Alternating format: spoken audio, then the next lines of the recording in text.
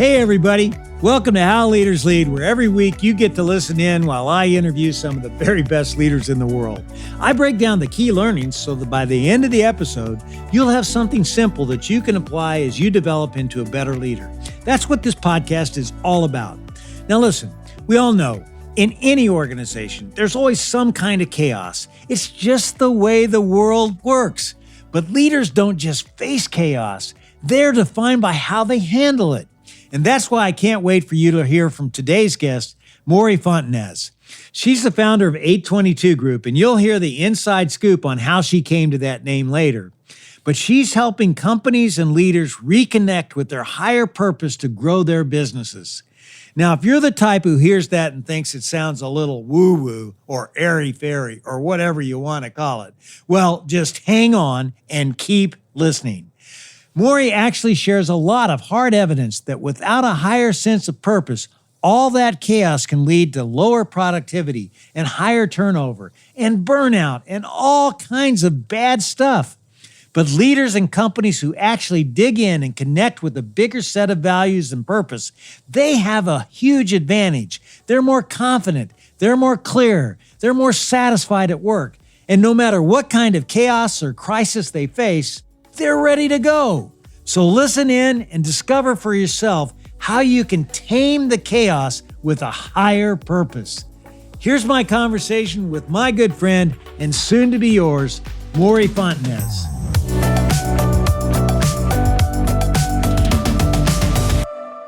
You know, Mory, I want to get to how you got to where you are, but first, tell us what you see as your higher purpose.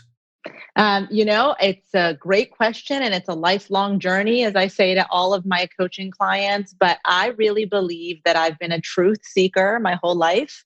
And so for me, my higher purpose is helping others, especially those in a leadership position, get to the truth about who they are, what their purpose is, and how they can live and act in accordance with that purpose every day.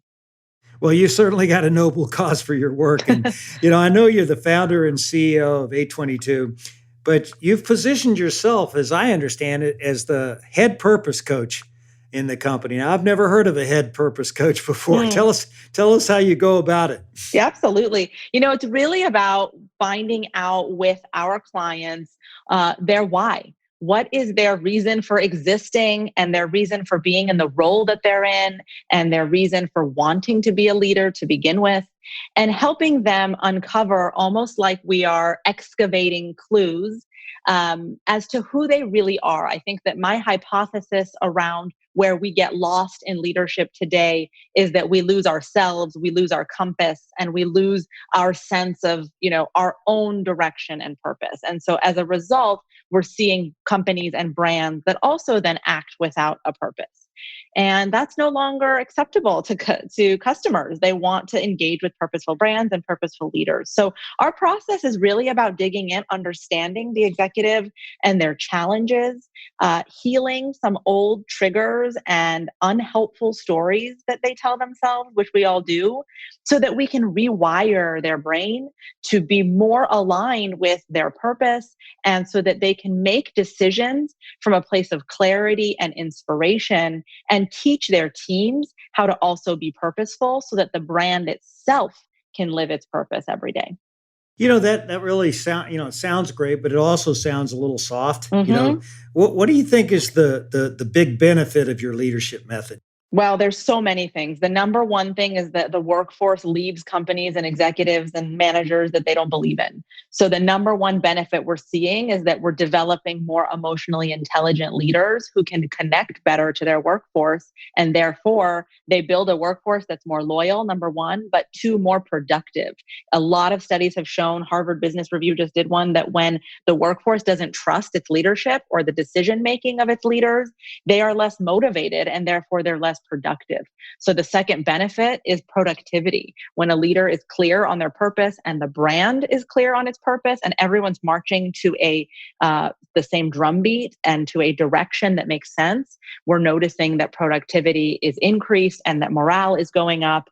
And then lastly, when that happens within an organization, the customer can't help but to feel that. So the connection to the customer becomes better. Your marketing becomes clearer because now you're marketing from a place of purpose. And now that customers are asking for business to get involved in making their life better, brands are able to respond from a more authentic place because they're doing the work to understand themselves better, and the customer notices. Let me get to real specific. How would you think doing what you call connecting with yourself can help a leader today manage through all the change that's happening with COVID-19? Yeah, we are doing a lot of that work right now. And I'll tell you, it's because external chaos takes the internal chaos we have and highlights it even more. So, the benefit that we're seeing of this work right now is that when you can't control outside circumstances and you have stories that you've been telling yourself all throughout your life that are not helpful, you are making those circumstances even worse inside of your company. But if you're able to reconnect with yourself and your true skills and your true purpose, you're able to be the calm in the midst of the storm. And that is what's necessary right now for business to make its way through. One, you need to be able to calm down your workforce because they're dealing with uncertainty, and that is uncomfortable at the very best. And secondly, you need to make decisions pretty quickly. And so we want to reconnect you to a place where you can make those decisions again from a place of clarity and purpose and intuition quickly so the business can adapt to our new normal instead of being paralyzed by the anxiety or the fear or the quick succession of changes that are coming in. Not all of our listeners are going to be able to have someone like you help them. But do you have just a few bits of advice you'd give people to kind of work through their issues so that they can, be a good self coach? Absolutely. I always say it's kind of a 3-step strategy if you want to try to address this yourself. The first is self awareness. Really sit with yourself and try to understand in the environment or the dynamic I'm in today as a leader, how am I helping to make things better? And what are some of my behaviors or habits or actions that are making this situation worse? So, really start from that sense of understanding yourself. The second then is get a true understanding of what's happening with your workforce. I cannot tell you enough that I will ask executives when they come in with a crisis, okay, well, how does your workforce feel? And either they won't know or what they think they know is so far from the truth. So, really take an effort to build that bridge with your workforce and understand what it is that they are feeling and that they need. And that's called really having empathy. And then the third is from that heightened level of awareness about yourself and your workforce, really think about your customer. What do they need from us today, given the current reality of their lives that maybe they didn't need before the pandemic or all of the other things that are happening in our world, and come to a place of empathy with your customer that really comes from developing this ability to be emotionally intelligent and connected.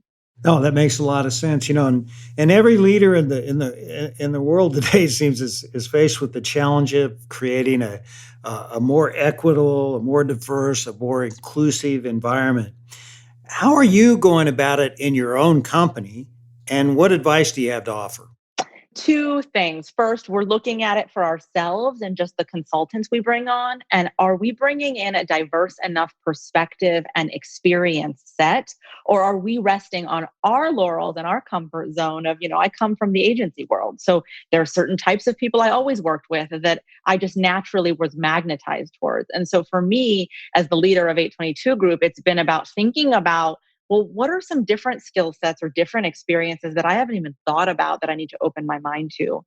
And then the second way we're involved is we're helping a lot of our clients with diversity and empowerment and inclusion and what to do around that space. And, one of the things that I always say is it's not just about checking a box. It's about integration and empowerment. So for us, it's about helping our clients move beyond diversity and inclusion and think about building the kind of environment where diverse people and perspectives feel comfortable speaking up. because that's where you see the real missed opportunity, is when there is a leadership group or a decision-making group that is monolithic, that all looks and thinks the same, that are making decisions. Because then you're not connecting to your diverse customer base. You're making decisions and thinking all in kind of an echo chamber. So what I tell clients right now is I want you to equate diversity with innovation, because it allows you to think differently about the same problem and address new audience segments, because you now have perspectives that might mirror or match theirs. So many companies, they have such good intentions in terms of diversity and inclusion, but then they fall short of really taking action. Why is that, and how can you change that? I really am seeing the diagnosis of that problem being a lack of training. I love partnering with companies that do unconscious bias training, for example, because it's amazing to watch the light bulbs go on of leaders for how they avoid uncomfortable conversations, how they make assumptions. Negative bias is an actual concept that a lot of psychologists teach, which is that we just assume the worst from people just naturally. And so learning these biases and having training available so that you're building the environment where diversity can flourish is so important. And where I see the mistakes happen is when you think you're checking a box. So you change your recruiting to hire people that look different, but once they get there, they're not sure how they fit. They don't feel empowered. And so you're not really addressing the diversity issue. So I would say training, which goes back to my theory about self-awareness, is number one in building environments where diverse workforce can flourish. Maury, we've talked, and I know you're a big believer in collaboration. Yes. Give us an example of how you would drive that value or that behavior into something actionable in your organization. It's really about getting your leaders together to understand, first of all, how they feel about collaboration and how empowered they feel to truly bring their honest selves into that collaboration. And so, one thing I would suggest, and that we do a lot of, but it's, if you don't have a coach or a facilitator doing this, you can certainly do it as a leader, is bring your leadership team together and take a look at your purpose and your values and understand what are the behaviors that we exhibit that demonstrate these values and that don't. What is the decision making look like here that embodies these values and that doesn't? And really start to go through that exploration and examination as a leadership team. And once as a leadership team, you have alignment around those things, extend it, have each leader go out to each of their groups and teams and departments and have a very similar conversation, starting with purpose and values as the core of the discussion about collaboration and decision making together. I'm curious because I know you've said that leaders need to let go of their need for validation. Yes. Tell us about that and how you came to that conclusion. I love that phrase. I think this need for validation, but what do you mean by it all, and how do you make that happen? Yeah, I always get asked from people, you're a purpose coach. What's the number one thing that stops people from living their purpose or leading with purpose? And I say validation. And what I mean by that is that we have been trained to look towards others, to look towards the external for a nod or a green light that we're doing something right. And when that is the mechanism, the feedback mechanism that we value, then everything we do is for that pat on the back from someone else. The danger in that is if that someone else does not have the tools or the ability to think the way that we need them to, or values themselves enough to even be able to give positive feedback, or is dealing with a mountain of issues that you can't understand, they're not in a position to give you what you need. And so that's a lose-lose situation as a leader, especially because you're not able to lead. You're constantly in search of something someone else is giving you.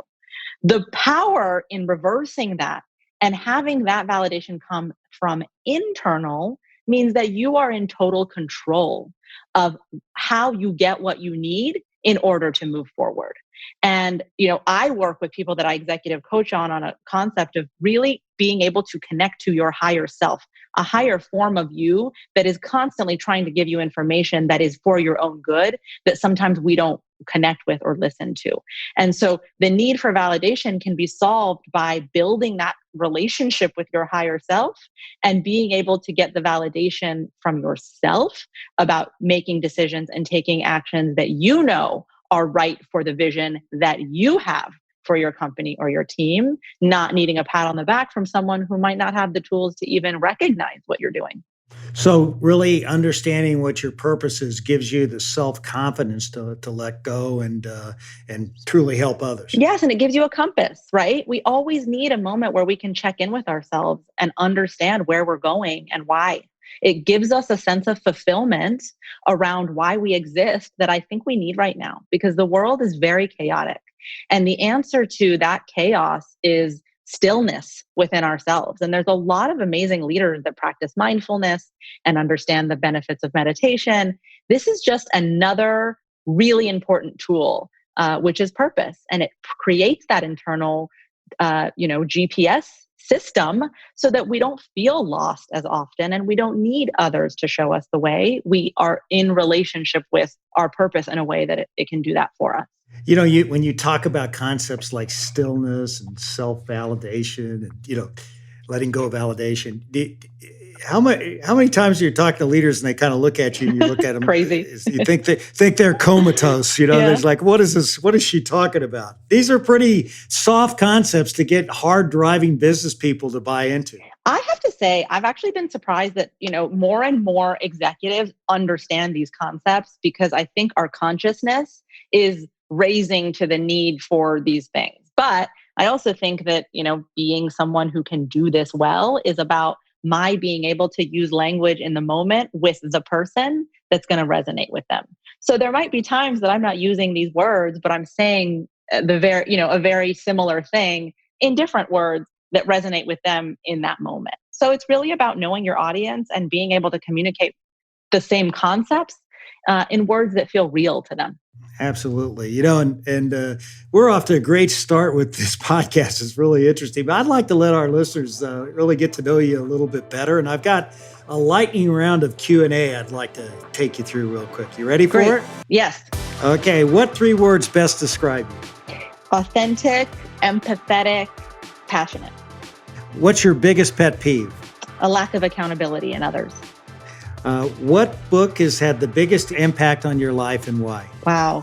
There's one, it's called Broken Open by a woman named Elizabeth Lesser, and it's about how difficult times help you grow. And it's taught me a lot about the opportunity that exists in crisis. Do you have a favorite quote? Yes, I do. It's by Anais Nin, and it says, the time comes when the risk to remain tight in a bud is more painful than the risk it takes to blossom. Did you ever have one of those moments? I have had those moments repeatedly. Yes, absolutely. In my personal life and in my professional life. Anytime you leave and start your own adventure, that is a massive dive off of a cliff. Mory, do you have any hidden talents? Oh my goodness, that's a great question. Do I have any hidden talents? I don't think I've ever been asked that before.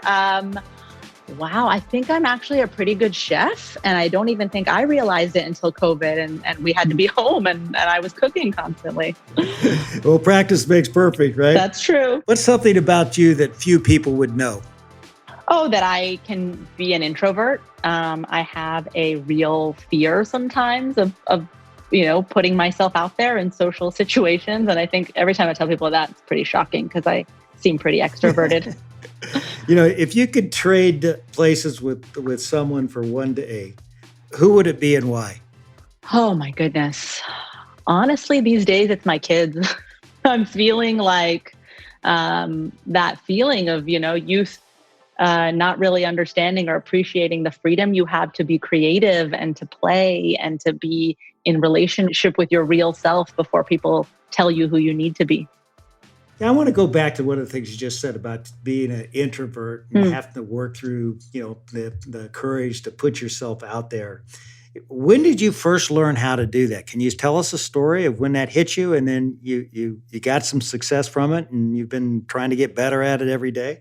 Yeah, I mean, like I said, I work in client services my whole life. So I think I first had to learn that when I would enter a situation where I'm meeting, an executive team of a brand as someone who sits on the agency side and has to pitch what it is we want to sell them. And so that really became how I learned to get comfortable with it. What I realized though is that there were other areas in my life where I wouldn't do that. So for example, we live in the suburbs. I'm a mom and I would not reach out to other moms in my community. I had, that same fear came up for me in my own personal life, even though I had mastered it in my professional life because I was hiding behind a certain set of words and language you use, in corporate world that I then had to relearn how to do on the personal side. So I think I have lots of examples of having to learn and relearn that over and over again.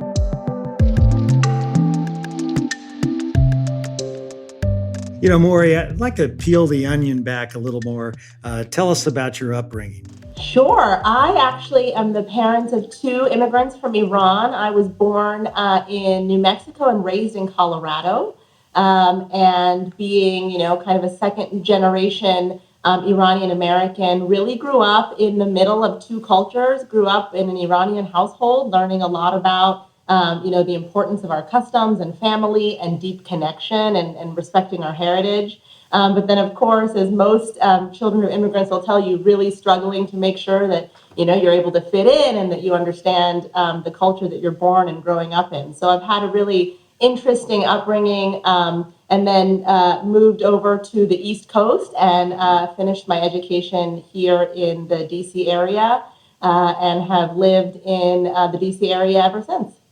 Now, when did you decide you wanted to go into public relations and tell us how you got your first job? That's an interesting story. So I thought I wanted to do advertising. And when I went into the University of Maryland, I went in to go through the advertising track, and it was that year that they decided they were removing that track from their course of study. And so in kind of thinking about what it really meant, what did I want to do? And it was really about influencing audiences. I started to look at PR and majored in journalism, actually, because I decided that I was going to take the flip route. If I was going to talk to an audience, which was journalists, I was going to understand the way they thought and the way that they wrote. So I did my major in journalism, and in that track, minored in PR. And I remember opening our first PR 101 textbook and seeing a case study that involved Edelman in there, and literally looking at that word and saying, I'm going to work there one day. And so when I left college, I went in and interviewed for an internship at Edelman, actually. And so my first job out of college was an internship at Edelman. I later left and went to other agencies and came back to Edelman, but it all started with Edelman, actually. That's great. I know you worked your way up through the ranks to be managing director in charge of global client strategy, and you were really a top leader at Edelman. How hard was it for you to move up the ladder, and what do you think were the keys to your advancement? I came into Edelman through the digital world. They were just building their digital practice, and I came in as a digital strategist, having come from a smaller digital marketing agency that worked in the film entertainment space. So I was hired to help build the digital practice. And what was interesting about my time at Edelman is that, in my 12 years that I was there, it was really when social and digital became, the key influencer in any kind of communications or marketing strategy. And so we started to see, the digital team, which was an add-on team, go from being the side dish to really becoming the main course. And so my kind of career at Edelman in terms of getting to that global head of strategy was about understanding audience behavior, because from a digital and social standpoint, we had to work so hard to understand what was happening and what was changing so quickly. And so, I think that it was easy in some ways and it was hard in some ways. We also had the burden of proof internally in our own agency that, those of us that are digital and social strategists actually understand business strategy and customer strategy on a larger scale, and that we aren't just kind of siloed in that digital space. But the easy part was obviously, really my upbringing and my career has been understanding audience connectivity through that channel. So it made the strategy career an easy leap for me.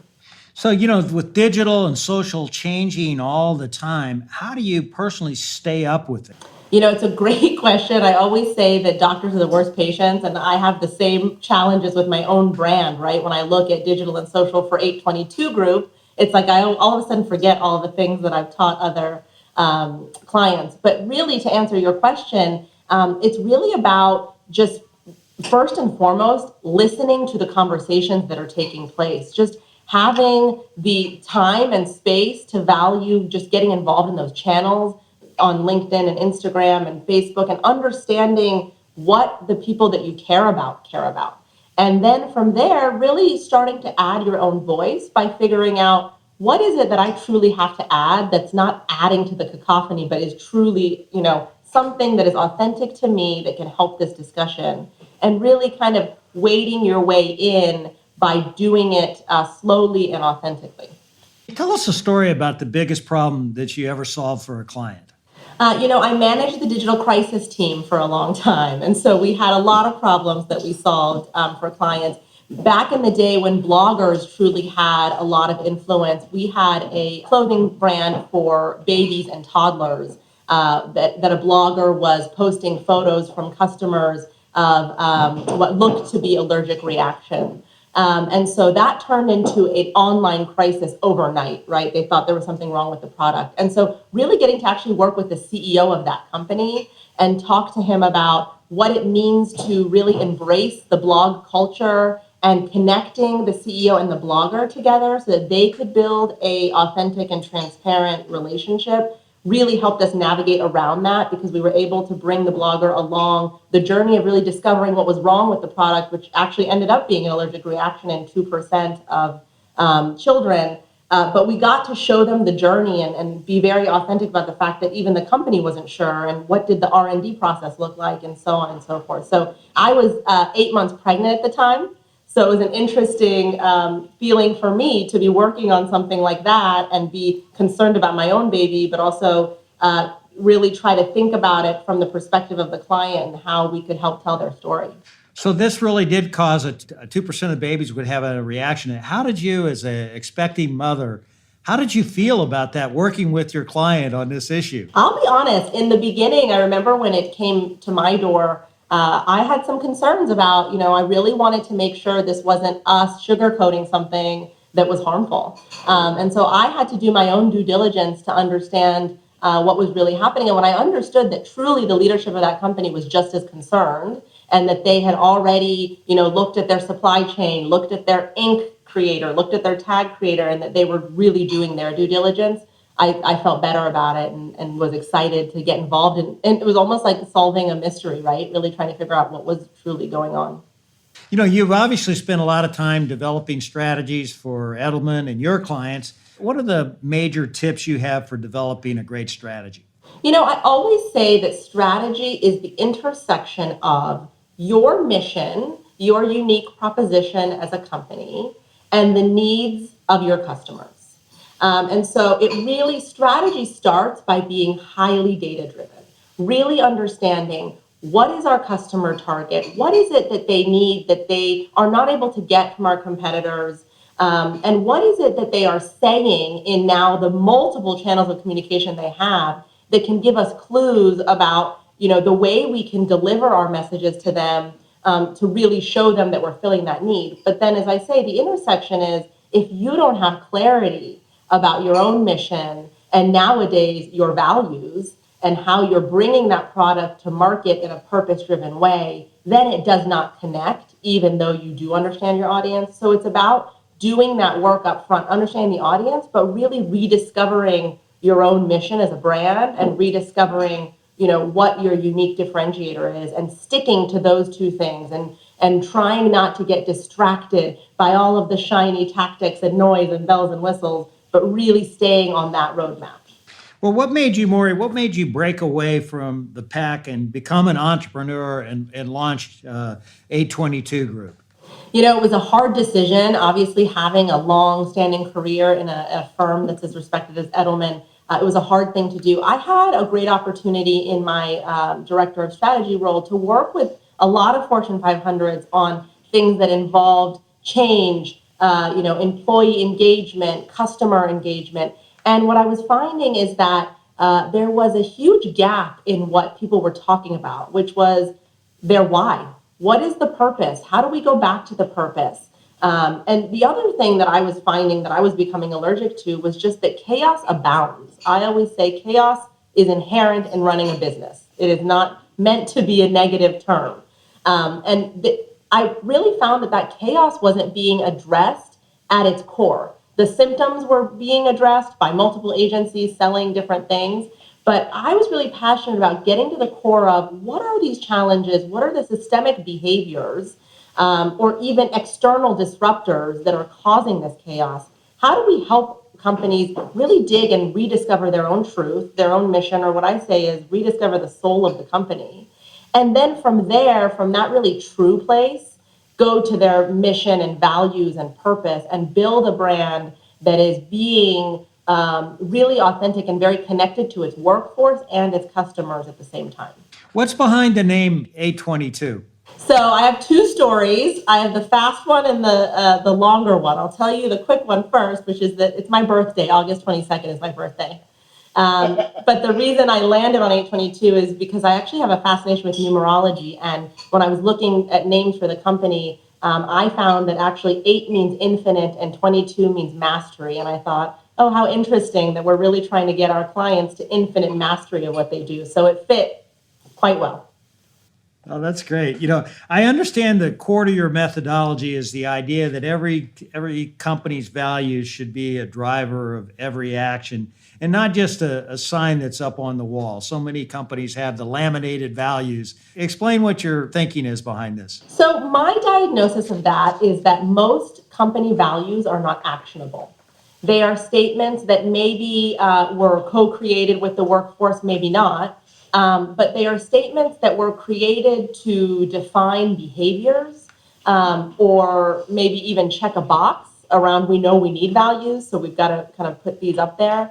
But they often lack the true action-oriented terms and words and actions from the leaders to show that those values are alive and well every day. So a lot of the work that we do is not just going in and creating values, but it's looking at your organization and looking at how the values are spread across the organization and how leaders make decisions based on values, how the workforce is rewarded or not based on values, how marketing and communications plans and budgets are created around communicating values. And then we come back and say, look, you do have values, but they're not, aligned along the organization, or people don't understand how to live them every day, or they don't see you as leaders living them. So that's the diagnosis piece. Then it's about, okay, these are the 3 issues. Here's how we can address that. Here's how we can build values-driven leaders. Let's do, some leadership training. Or here's your marketing team really needs a values filter. Let's build a sound marketing strategy that's built around mission and values. But it really is about looking at those values and seeing how they really are actionable every day rather than just, oh, these are pretty words that sound nice. So you're really talking about making things purposeful versus reactionary. Absolutely, yes. Tell us about one of your success stories where an organization was truly enhanced by living out their values. I always say my comfort zone is in the Fortune 500 space because that's how I came up in my career. But what we're finding is some really interesting opportunities to help startups. And startups that are right after kind of their first or second round of funding, and they now have the time and space to think about, how do I really want to build this in a way? I understand as a startup that I've got to be custom oriented, that I have to be purposeful. Businesses are understanding that today, but the how is the question mark. So we've just wrapped a great engagement, almost a year-long engagement with an AV company that is building autonomous shuttles, who really courageously came to us in the beginning and said, we want to be a values-driven culture. We have values, but we don't think our staff understand, what our vision is and how to live those values. And we went in and through the course of 9 months of, co-creating with them, doing a lot of facilitation and workshopping with the leaders, and then really rolling out an entire new package. We've gotten some really amazing feedback from the workforce about how inspired they now feel and how clear they feel about their role in coming in and achieving this great mission. So that's been exciting and the most recent example. You recently you spoke on the topic where you stated that values are the new bottom line. Why do you think that? That sounds like a lot of people would say that's a really soft, airy-fairy kind of stuff. You know, why are values the intrinsic value, bottom line? I mean, look, I don't think that it's that hard to understand that the market is demanding something different. First of all, through digitization and through access that, social media has created, the customer really expects to see themselves in your brand.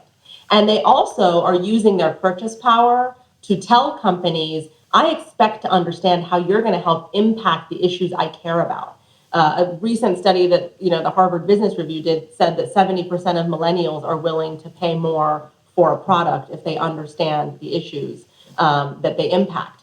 Edelman, I've helped them when they did roll out the trust barometer, communicate it to my clients. The Edelman Trust Barometer says that trust is on the decline year over year. Major institutions like media outlets, like the CEOs of companies and government, are not trusted, and the person that's most trusted is your coworker and a person like me. So it's not a nice to have to think about values. It is the customer demand. In fact, another really interesting anecdote that I read a few months back is from students from MIT who were saying at the time that they were embarrassed to say that they had accepted a job at Facebook, when 5 years before that, that would have been a job you killed for. But because of the way that now MBA students and those that are up and coming talk about millennials, but the generations after that are viewing corporations that don't behave in a purposeful, values-driven way, is that they don't want anything to do with them, and therefore you're losing talent as well. So it's a purchase power issue with customers, and it's a talent issue with those that you really want to recruit as a company. This all makes so much sense. But why do so many companies struggle with developing a culture and developing a higher cause, a noble cause for their business? Well, we value the wrong things. We have been trained in a capitalistic market to really look at things like revenue and profit margin, and those things are important. And I think no one has really clearly made a case for the more we focus on purpose and mission and values, the more revenue we can actually create, the more profit there is in there. For some reason, it's felt like a trade-off, number one. Number two, I don't think that we've cultivated leaders who value emotional intelligence. And a lot of the things that I focus on when I'm working with leaders and partnering on building visionary leaders is, how do we demonstrate EQ in everything that we do, and how do we reward EQ in those that we engage with? And so when you don't have leaders that are operating with EQ as their priority, then things like competition are rewarded. And that creates environments where having a conversation about values feels ridiculous because you're more focused on the hard numbers. But again, if you go back to the stats we just talked about, that's going to become, licensed to operate very soon. As I listen to you and know you, it's obvious that you're outspoken, you have a real point of view, you're very, very authentic. There's no question about that. And I know you're a big proponent of authenticity. Why do you think that's so important? I really think that people are seeing through the BS. And I think that when companies, specifically right now, are jumping on the bandwagon of issues, because they understand that their customers want to see them be involved in issues. If they're not doing it authentically, customers can see through that immediately.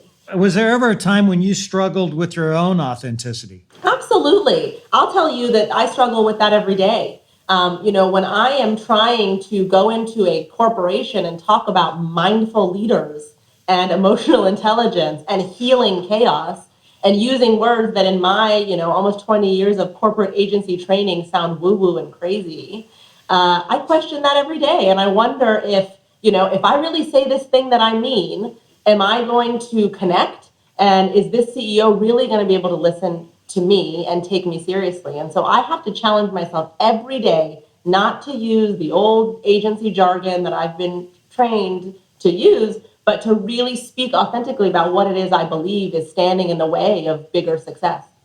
Where do you think, tapping into that authenticity and really getting to that point to where you could be yourself, where do you think that really paid off for you? Is there a story you have where, standing up for what you believed or really paid off? I think it's been as a leader of teams. I had a role at Edelman where I led the digital practice of the DC office, and that was 90 really smart, talented, creative, and digital strategists. And we were, in a transition. And my ability to lead them with authenticity and really treat everybody like family, because that's the way I felt.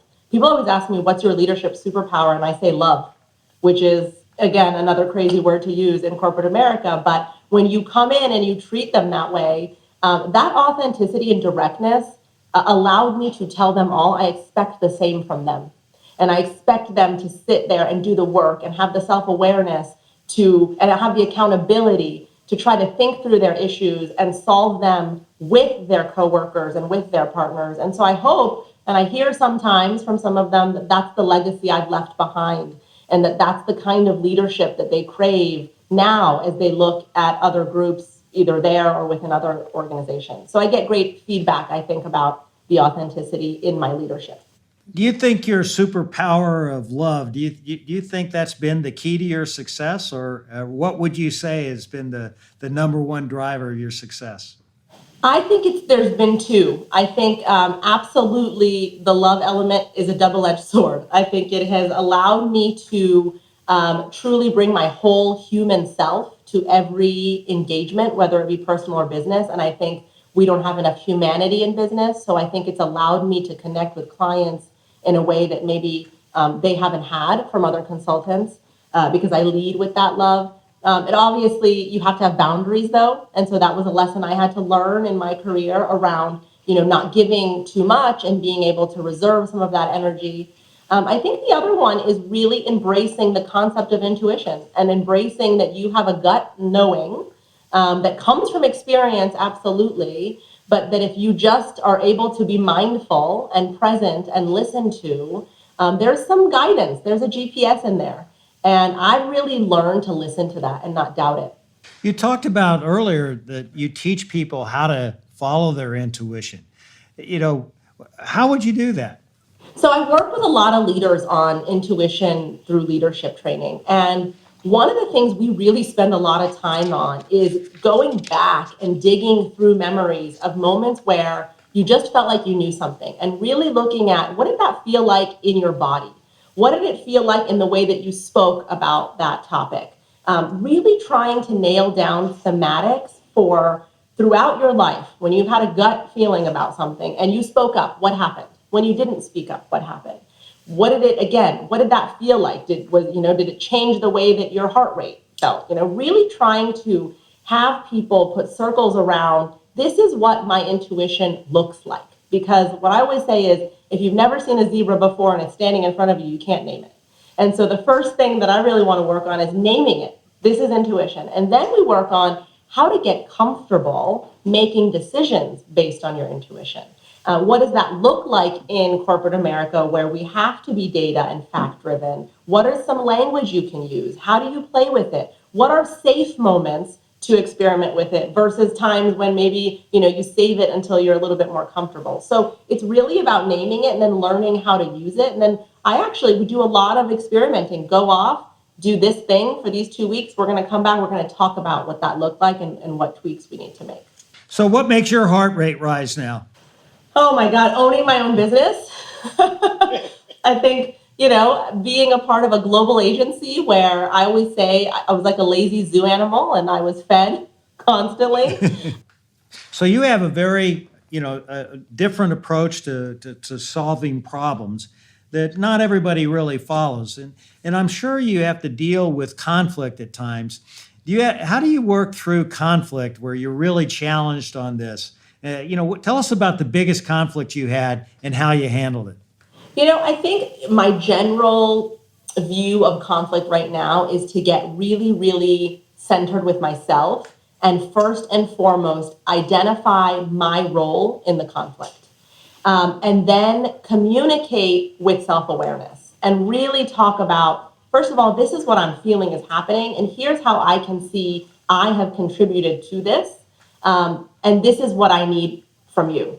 And so I think, in the agency space, managing clients is conflict driven, right? There's conflict everywhere. when you are managing clients that have really big expectations based on the budget they're spending. So, I've been in situations with midnight calls from clients in California, in my past agency days, where I've had to, a conflict has been, how do I put up boundaries to this $30 million client?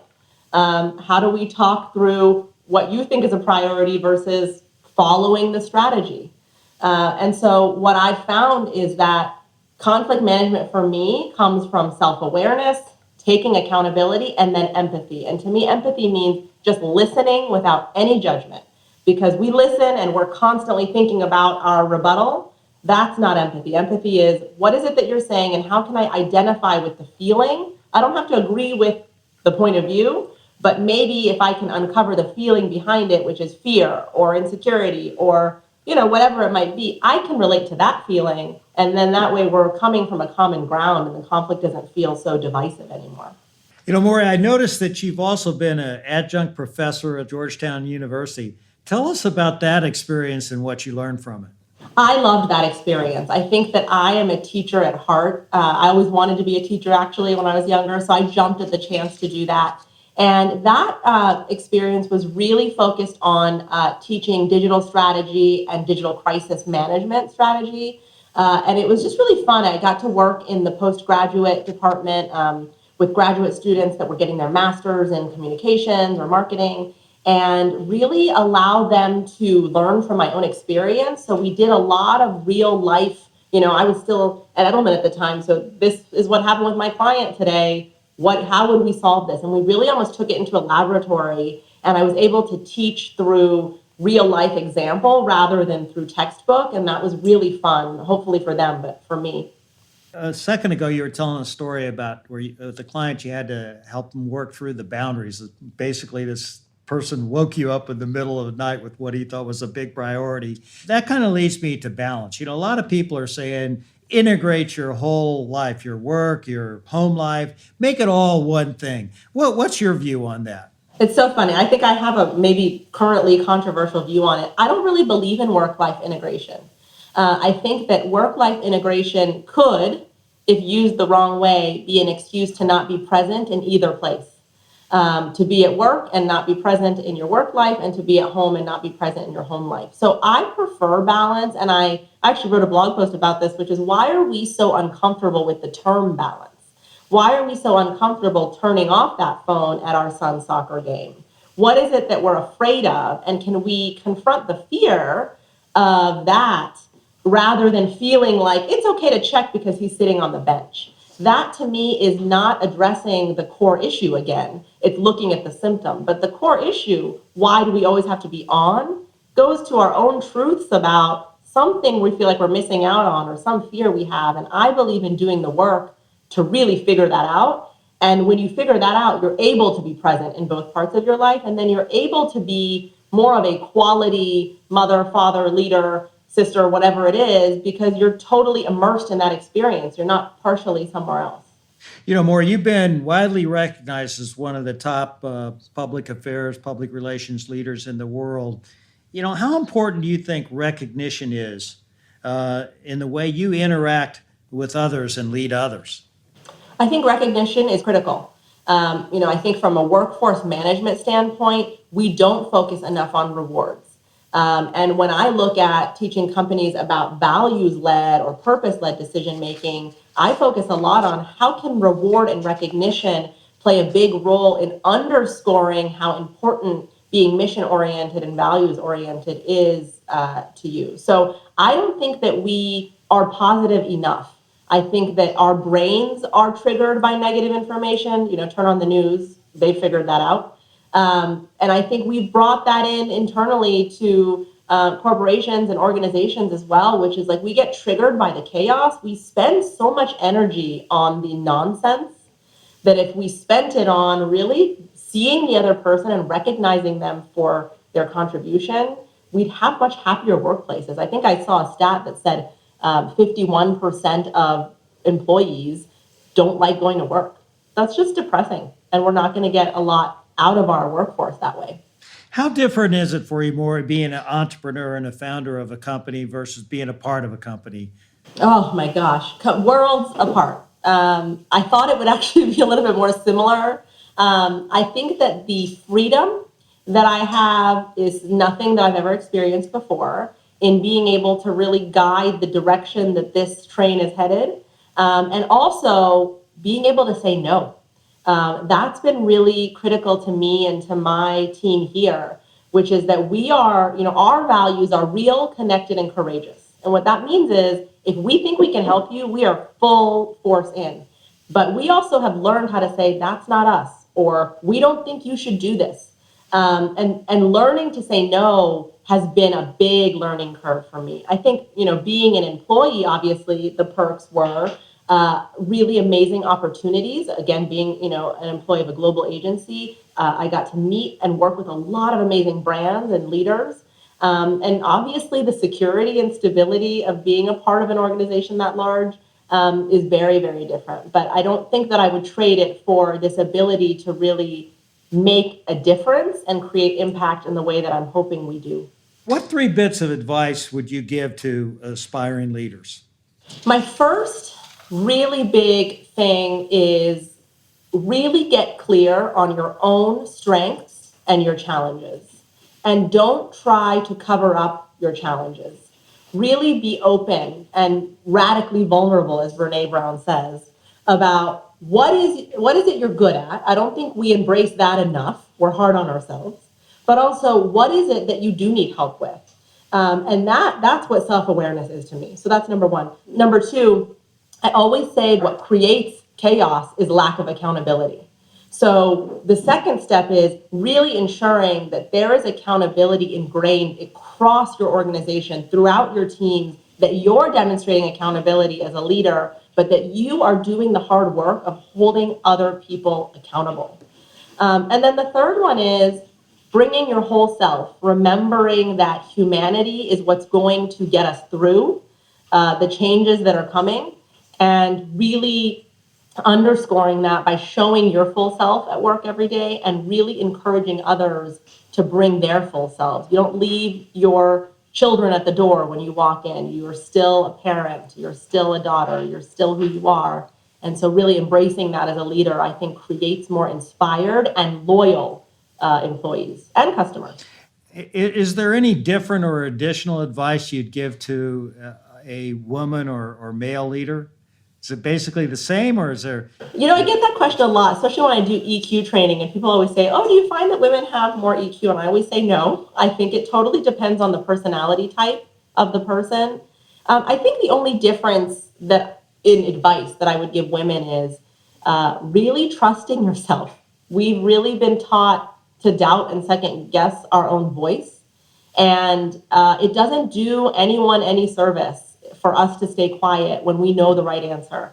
I wasn't really asking that from just a female perspective. I also asking from a male perspective. What would you tell a male? The same 3 things, or would you add something there? No, I would tell a male the same 3 things. And I would also tell a male, I think that we're in a really quickly changing environment right now. And sometimes it's scary to be a male leader. And I think, just being able to tell them it's okay to be a little bit anxious about how to act based on everything that you're hearing, that fear is okay. And, to really, back to those 3 points, get to know yourself, trust yourself, you'll do the right thing. You're a big proponent of guidance versus micromanagement. How do you navigate that fine line with people? I think it comes down to trust. I think when I really dig into micromanagers, there is a lack of trust in themselves and then in their teams. So I think it's about cultivating trust first and foremost.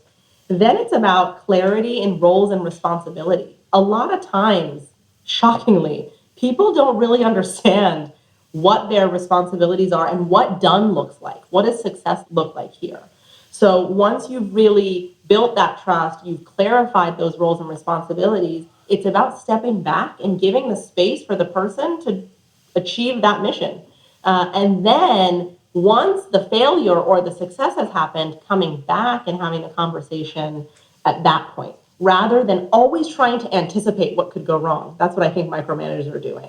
It's like, just give them the space to fail, because that's how they're going to learn, or surprise you But make sure you've established trust and they know what done looks like. Tell us about the leader who you think had the biggest impact in your life. Wow, that's a good question. I have had so many. It's really, really hard to pick from. There's been leaders at Edelman that have really taught me to trust my own instincts and my own voice. That's been huge. I've had clients that are, still my mentors that are just such brilliant strategists and not afraid. I think the courage that I've seen in leaders, especially with my clients, has been really, really inspiring. I really take pieces and parts of the different leaders I'm inspired by and create a collage of what inspires me. But I've had the opportunity to be exposed to and inspired by a lot of leaders. And it's always come back to, really being connected to them and just watching their courage in being themselves in action. I could ask you a ton of questions because I'm learning a lot from this podcast, but I want to wrap this up by just asking you this last one, which is, as you go forward, what's your unfinished business? Oh, yeah. I really am passionate about getting to a place where business can truly be connected to huge, meaningful causes in a new way and to adopt causes almost like a business unit of their own, to not look at it as just CSR, but to integrate, really looking at the issues we're facing in the world and take it on as a business problem that they're solving. I think we're getting there, but I'd love to see 822 Group get to a place where we can build a foundation as well and help to really make these connections and make huge impact for countries and cities and towns that need true resource and all of this brilliant thinking that exists in these corporations to help solve big issues that we have. So you mentioned Facebook and the problems it's having with its employees. What would you do if you were Facebook?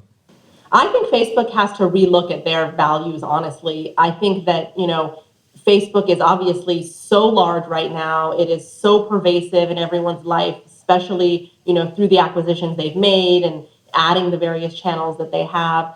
I think that Facebook would really benefit from a moment of pause to really understand what is it that we are trying to do in the world and how are we living these values and how are we not, and really rating themselves honestly. I think, it's really probably hard to be a leader there.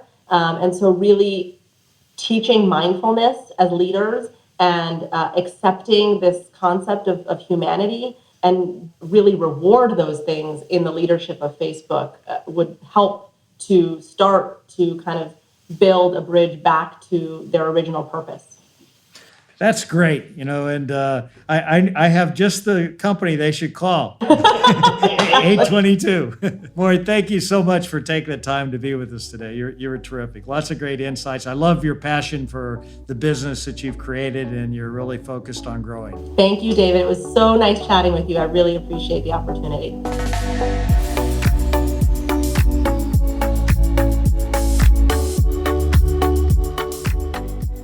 Gosh, after listening to that, there's no doubt that Mory has found the true power of being a leader that is connected to her purpose. And you can just tell in this conversation, Mory also knows herself really well. She even knows what her leadership superpower is. It's love. And I didn't think to ask her, but I bet she also knows what her leadership kryptonite is.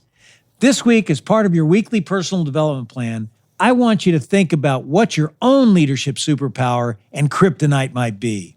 Here's the thing. You got to be able to answer for yourself. What traits do you have to make a chaotic situation better? What liabilities do you have that could make it worse?